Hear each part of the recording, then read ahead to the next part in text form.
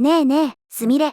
今日はどんな話題について話していくと？葵、今日はね、映画、スーパーガールをめぐる興行収入の低迷予測と主演女優の発言が引き起こしている議論の話題についてよ。現在、映画、スーパーガールは興行収入の見通しが低迷していることについて疑問視される事態がすでに増えているの。それなのに、主演を務めるミリー・オールコックが映画のストーリーやアクション、悪役とはほとんど関係のない話題で再び注目を集めてしまっているんだよ。今日は主演女優ミリー・オールコックの物議を醸すキャラクター解釈と発言の全貌、そして映画本編から離れた議論が巻き起こることで直面している絶望的な興行収入の危機について徹底的に解説していくよ。スーパーガールってあのスーパーマンのいとことかの有名なヒーローやろ？うちも名前くらいは知っとるよ。でもさ、映画が公開される前から興行収入が低迷するって言われとるってどういうことなん？しかも、主演の女優が映画のストーリーとかアクションと関係ないところで目立っとるって宣伝のやり方として完全に間違っとるやん。映画ってどんな悪い奴をどうやって倒すかとか、そういうのが一番見たいところやろ？葵の言う通りだよ。映画の魅力はそこにあるはずなのに、現在、スーパーガールに関する話題は全く別の方向に向かっているの。事の発端は、先日行われたプロモーションインタビューなんだよ。その場で、主演のミリー・オールコックは、役作りの際に、主人公であるカーラ・ゾーエル、つまり、スーパーガールのクイアネスについて探求したかどうかを尋ねられたの。ちょっと待って、クイアネスってなんなん？うち、そういう難しい横文字はよくわからんのやけど、スーパーガールって、空飛んでビーム出して悪者をやっつける話やないん？急に、そういう個人の性的思考みたいな小難しい話が出てくるの、なんか違和感あるばい。クイアネスというのは、簡単に言うと、従来の性別の枠組みや異性愛にとらわれない多様な性のあり方やアイデンティティのことで、インタビューでそのことについて聞かれたミリー・オールコックは、映画本編におけるキャラクターの具体的な恋愛関係については明言を避けたの。でも、彼女は、スーパーガールに対する自身の解釈と、この映画をユニークなものにしている要素について語ったんだよ。彼女はこう発言したの。この映画の素晴らしいところは、男性を中心に描いていないことだと思う。愛を中心に描いているわけでもない。彼女はどちらにも惹かれるかもしれないけどね、って。はぁ？男性を中心に描いていないって、そもそも、スーパー、ガールなんやけん。主人公が女の子なのは当たり前やん。わざわざ、そんなこと強調する意味がわからんばい。それに、どちらにも惹かれるかもしれないって、映画の宣伝で言うことなん？お客さんは、ヒロインが男の子を好きになろうが、女の子を好きになろうが、映画が面白ければどっちでもよかよ。なんか、わざわざ火種を撒き散らしとるようにしか見えんけど。葵がそう感じるのも無理はないよ。実際、この発言は、すぐにネット上で議論を巻き起こしたの。しかも、ミリー・オールコックが、スーパーガールがクイアのアイコンとして評価されていることを光栄に思うと発言して話題になったわずか数日後の出来事だったんだよ。彼女の最新の発言は、以前の記者会見で述べたキャラクターに対する彼女の見方についての発言をさらに発展させたものと思われるの。数日前にも似たようなこと言って話題になっとったんや。で、その以前の記者会見ではなんて言っとったと？どうせまた映画の中身とは全然関係ない意識高い系の発言なんやろ？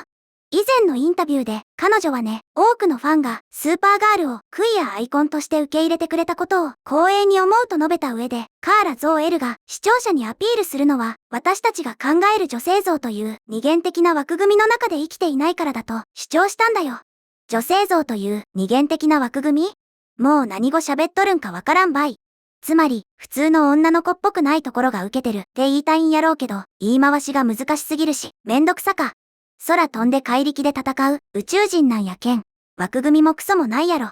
そうやって難しく聞こえてしまうのが問題の一つなんだよ。そして、今回、カーラ・ゾーエルの性的思考について直接質問された際、ミリー・オールコックは、カーラ・ゾーエルは特定のタイプの関係に限定されることはないだろうと考えていると示唆したの。ここで重要な点があるんだよ。ミリー・オールコックは映画のプロットの詳細、つまり物語のあらすじを一切明かさず、映画の中でスーパーガールがどのように描かれているかについても明確に述べなかったの。むしろ彼女の一連の発言は彼女自身のキャラクター解釈を反映したものと思われるんだよ。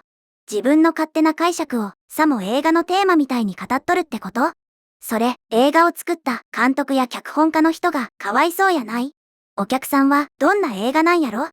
でワクワクしてインタビュー見とるのに、主演女優の個人的な思想発表会を見せられとるわけやん。そりゃあ議論も起きるばい。その通りだよ。これらの発言は DC スタジオの次回作の方向性について、すでに議論を交わしているコミックファンたちの間で大きな議論を巻き起こしているの。ここでネットユーザーたちの反応をいくつか紹介すると、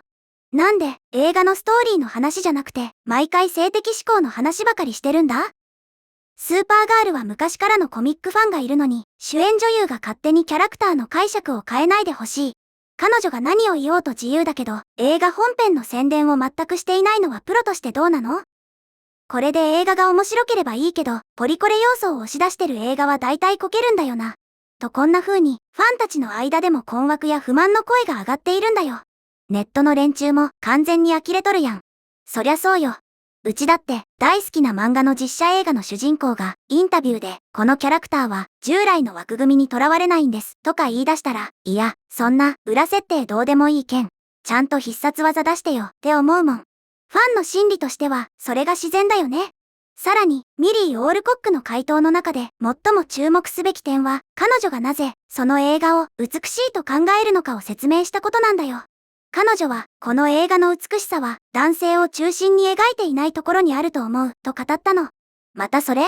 男性を中心に描いていないのが美しいって、どういう理屈なん？別に、男が中心でも、女が中心でも、映像が綺麗で、ストーリーが感動できれば、美しい映画やん。なんか、いちいち男性を敵視しとるみたいで、聞いてて、気持ちのいいもんやないね。葵のその感覚は、多くの一般的な観客の感覚と同じだと思うよ。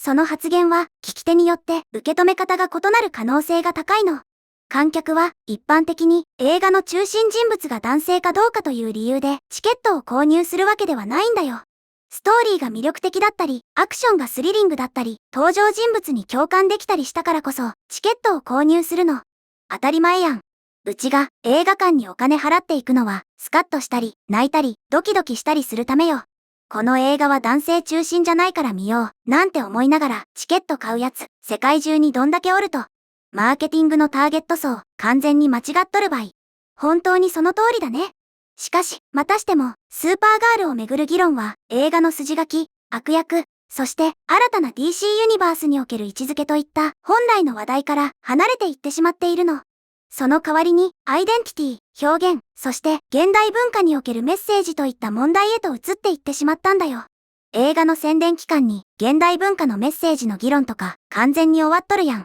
お葬式みたいな雰囲気になっとるんやない？これ、普通に考えて映画会社は頭抱えとるやろ。通常であれば、このようなコメントはそこまで大きな注目を集めないかもしれないの。しかし、スーパーガールは通常の状況下で劇場公開されるわけではないんだよ。それが、この問題をさらに深刻にしているの。通常の状況下じゃないってどういうこと？なんかやばい裏事情でもあると？その衝撃の裏事情と絶望的な興行収入予測に触れる前に、ここでみんなにお願いがあるの。もし、この動画が面白いなって思ったら、ぜひ、チャンネル登録とグッドボタン、高評価を押してね。みんなの応援が、うちの鋭いツッコミの原動力になっとるけんね。チャンネル登録とグッドボタン、高評価、ポチッとよろしく頼むばい。さあ、早く、その通常の状況じゃない理由を教えてや。実はね、最近の興行収入予測が出ているんだけど、それが非常に厳しい内容なの。予測によると、本作はザ・マーベルズやザ・フラッシュと同程度の興行成績でスタートし、ブラックアダムを大きく下回る可能性があると示唆されているんだよ。ちょっと待って。ザ・マーベルズとかザ・フラッシュで、確か最近のヒーロー映画の中でも大爆死したってネットで笑われとったやつやん。それと同じレベルって、もう公開前からお通夜状態やん。しかも、ブラックアダムを大きく下回るって、どれだけ見込みがないと。予測は変動する可能性があるとはいえ、この厳しい見通しは、業界関係者の間で、ますます議論の的となっているの。だからこそ、マーケティングキャンペーンのあらゆる側面が、より重要になるんだよ。映画スタジオは、通常、公開前の数週間を、魅力的な予告編、スリリングなアクションシーン、先行上映による口コミでの評判、そして映画そのものへの期待感で埋め尽くしたいと考えているの。そりゃそうよ。公開直前はお祭り騒ぎにして絶対見に行かなって空気を無理やりにでも作らなあかん時期やん。なのに、この映画はどうなっとると？しかし、実際には、スーパーガールをめぐる話題の多くは、主演女優のインタビューやコメントに集中してしまっているの。さらに、悪いことに、彼女が物議を醸したのは、今回が初めてではないんだよ。まだあると。この女優さん、どんだけ地雷踏めば気が済むん。前の時は何をやらかしたん？プロモーション活動の初期段階で、ミリー・オールコックは、オンラインで受けた批判について語る機会があったの。その中で、彼女は、キリスト教徒の父親たちを侮辱するような発言をしたんだよ。キリスト教徒の父親たちを侮辱？アメリカでそれやったら、一発アウトやん。なんで、わざわざ、自分の映画の客になりそうな人たちに喧嘩売ると？意味がわからんばい。さらに、彼女は、適切な人たちを怒らせていれば、うまくいっているとまで発言し、大きな話題を呼んだの。適切な人たちを怒らせていれば、うまくいっている？完全に開き直っとるやん。炎上商法を狙っとるつもりなんかもしれんけど、映画の規模がでかすぎるけん。ただ、自分の首を絞めとるだけに見えるばい。アンチを煽って映画が大ヒットするほど世の中甘くないやろ。葵の言う通り、結果的に、現在、その女優は、再びネット上の議論の中心人物となってしまっているの。観客がミリー・オールコックによるカーラ・ゾー・エルのキャラクター解釈に賛成するか、それとも反対するかは、結局のところ大きな問題ではないんだよ。そうやね。解釈なんて人それぞれやけん。勝手にすればよかよ。問題はそこやない。DC スタジオにとってより大きな、そして深刻な課題は、スーパーガールに関する最大の話題の多くが、映画そのものへの期待感よりも、インタビューでの発言を中心に展開され続けていることなの。スーパーガールは DC コミックスの中でも最も有名なヒーローの一人だよ。彼女は数十年にわたる長いコミックの歴史を持ち、スーパーマンや DC ユニバース全体と深く結びついた、まさに基盤となるキャラクターの一人なの。そんな大事なキャラクターの映画なのに、主演女優の口の軽さのせいで、作品の魅力が全然伝わってないってことやね。もったいなか。本来なら、もっと、すげえ映像、とか、この悪役、どうやって倒すん、で盛り上がるべきやのに。本当にその通りだよ。しかし、公開週末が目前に迫っているにもかかわらず、世間の議論の多くは、プレスツアー中に彼女が発言した内容にばかり集中しているの。観客の関心や興行収入の可能性について、ただでさえすでに疑問視されている映画にとって、公開日が近づくにつれて、現在のこの状況は DC スタジオが全く望んでいない状況かもしれないんだよ。映画会社からしたら、もう、お前は何も喋るな、って言いたいレベルやろうね。映画がこけたら、全部、この女優のせいにされそうばい。でも、ここまで来たら、逆にどんだけ大こけするのか、ちょっと、やじ馬根性で気になってきたわ。葵は本当に厳しいね。でも、映画が公開されて、純粋に内容が評価されて、大逆転するという可能性もゼロではないから、今後の動向に注目したいね。ということで、今日は映画、スーパーガールの低迷する興行収入予測と、主演女優、ミリー・オールコックの物議を醸す発言という話題について見てきたけど、みんなはどのように思ったかな？今回の動画の感想は、下のコメント欄で教えてね。もし、この動画が役に立ったと思ったら、高評価とベルマーク。チャンネル登録まだの方は、チャンネル登録もよろしくお願いします。では、また次回の動画でお会いしましょう。すみれの最新動画は左、おすすめ動画は右です。どちらも見てくれると嬉しいな。